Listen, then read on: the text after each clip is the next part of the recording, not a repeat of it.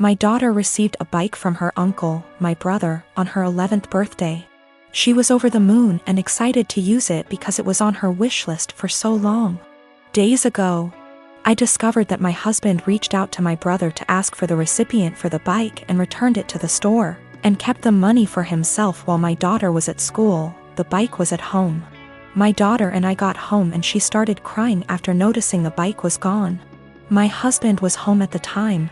He told me he returned the bike and got money in return to spend on something useful for us since the bike was just there as a distraction and there was no need for it now since we're the dead of winter. I was aggravated and lost it on him saying it wasn't his, didn't come from him. And he didn't pay for it so he had no right to touch it knowing our daughter's been wanting it for a long time, and my brother was decent enough to buy it for her despite barely having money to get him by. I told him what he did was theft and insisted he hand over the money to me so I could repurchase it, but he said he spent it on stuff for the house and doesn't have any money left now. But I knew about the money he was stashing away in the bedroom that he forbade me from tousing, and I took some of it and went out to repurchase the bike while he was out the next day. He found out and verbally lashed out at me saying I should have never touched the money he was saving for himself, which isn't much, but I lashed right back that I had to so I could repurchase the bike he took from under our daughter. He explained that he didn't keep the money for himself and instead spent it for necessities for our home, but he was at fault for taking the bike in the first place and he was responsible for getting it back. He yelled at me for almost 10 minutes then stormed outside and started smoking. My daughter asked why her dad was upset and that she no longer wants the bike if dad doesn't want her to have it. But I assured her that's not the case and told her she shouldn't feel guilty and to just focus on enjoying her bike. My husband hasn't stopped grilling me about how I disrespected and undermined him, and managed to make our daughter hate him after making him look like the bad guy. I again said he shouldn't have touched the bike. End of the story. He's called me thief and juvenile for taking money from his savings and being sneaky about it.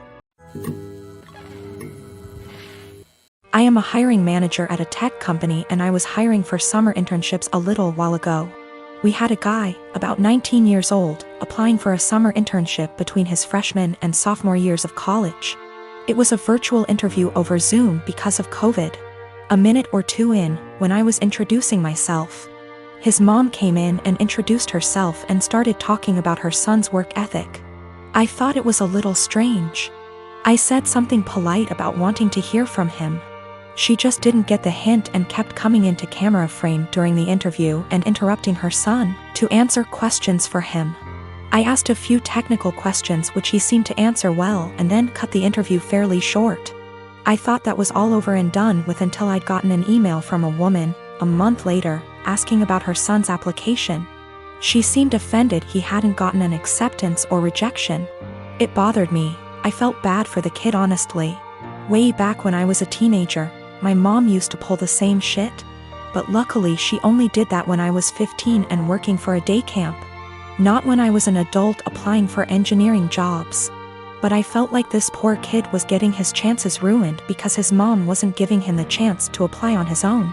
I sent an email back saying I was not at liberty to send information about an application to anybody but the applicant. I also asked HR to send an email to the kid saying sorry, but we were not making him an offer. It is something we usually do, but his rejection email must have slipped through the cracks with all the COVID craziness. Anyway, after we sent that, I got a phone call from his mom. She had a forwarded copy of the email, and she was demanding answers. I said that I could not comment on the guy's performance in the interview to her as she was not the applicant. If he wanted to reach out to me, I was happy to give him some feedback. However, I could say that regardless of his performance, her presence in the interview took him out of consideration for the position. We were looking for an independent and self-driven person for the position, and for that reason, it is important to see an applicant speak for themselves, follow up themselves, etc. I also said that, as a piece of advice, every hiring manager I've met in my career who sees someone other than the applicant answering questions during an interview, following up on the applicant's behalf, etc., would also put their resume in the do not hire pile. Since, while the applicant may be skilled and motivated, they need the ability to demonstrate those traits themselves. She blew up at me over that, kinda cussing me out to the point where I hung up. My dad practically gave me up to his sister from the moment I was born. My mom died when she was giving birth to me. And my aunt told me he never recovered from that because he blamed me for her dying. It hurt a lot as a kid that at family events he would ignore my existence. When I was a little older, he got more vocal about me killing her, and he can't stand to look at my face.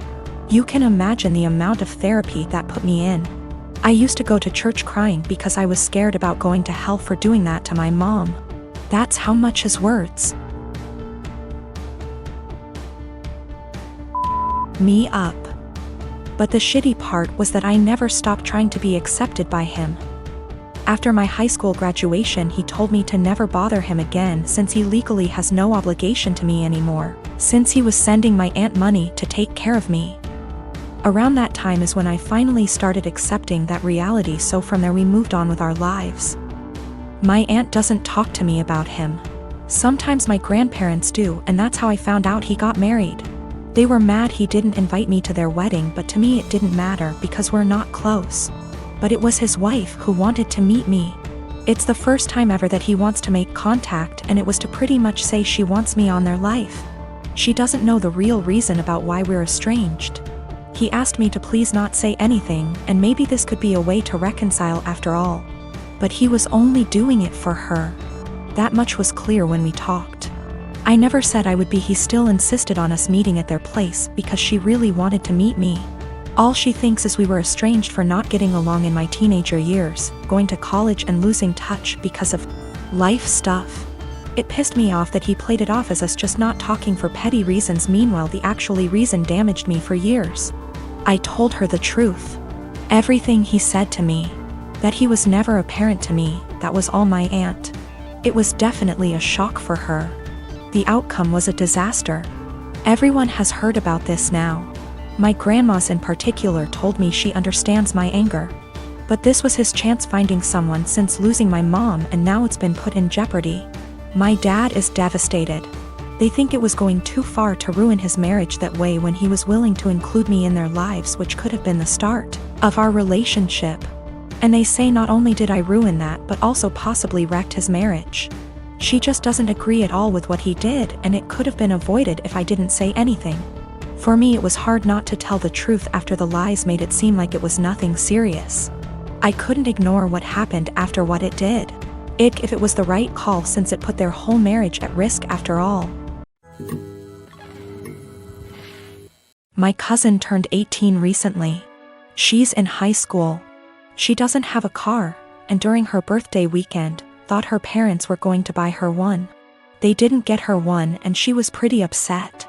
I should note that I'm not very close with my cousin, or the rest of my extended family for that matter. I only heard about this through the grapevine from my dad. Anyway, my cousin texts me on the Friday before her birthday asking if she can take my car. I just leased a new Ford Escape, to the mall and then for an out-of-town road trip with her friends over the weekend. I tell her no. She begs and pleads with me. I tell her no again. My car is for me to drive and for me only. If she wants her own car, she can save up and buy one. She calls me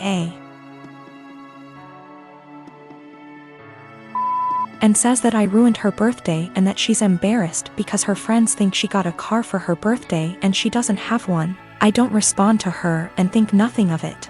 The weekend comes and I sleep in very late on that Saturday, waking up at 1 p.m., don't judge. Even though my car is parked in my driveway and my gate is closed, I come to realize that someone egged and TP'd my car. With many, many eggs and 5 to 6 rolls of TP. And since the weather was warm outside, the raw egg baked into my car, along with the dried up toilet paper, destroying the paint. Since I have security cameras around my house, I decide to go back and watch. At around 9:30ish that morning, I see my cousin and a bunch of her stupid friends vandalizing my car. I'm surprised she didn't smash the windows and poke holes in the tires too. I press charges and my cousin is in legal trouble. Her and her parents are pissed off at me for pressing charges, her parents telling me that she's just a kid. And that she's been through a lot of emotional stress doing virtual schooling for this past year, and that I should take that into consideration. And that I should be ashamed of myself for pressing legal charges against my baby cousin. That I'm almost 30 and don't I remember what I was like at that age? I do remember, and I wasn't stupid enough to egg anyone's car. And can't she work something out with me, like doing chores around my house for money if I drop the charges, that she's young, that she doesn't need a felony on her record, etc., and that it was just a prank. Right after I pressed charges, my cousin was calling and texting me over and over saying that this could have been avoided had I let her take my car. I need to add that my cousin already has a felony on her record, a DUI. She's not remorseful of anything. Also, my aunt and uncle will not pay me for the damages. They just want me to drop the charges and pay for everything myself like nothing happened.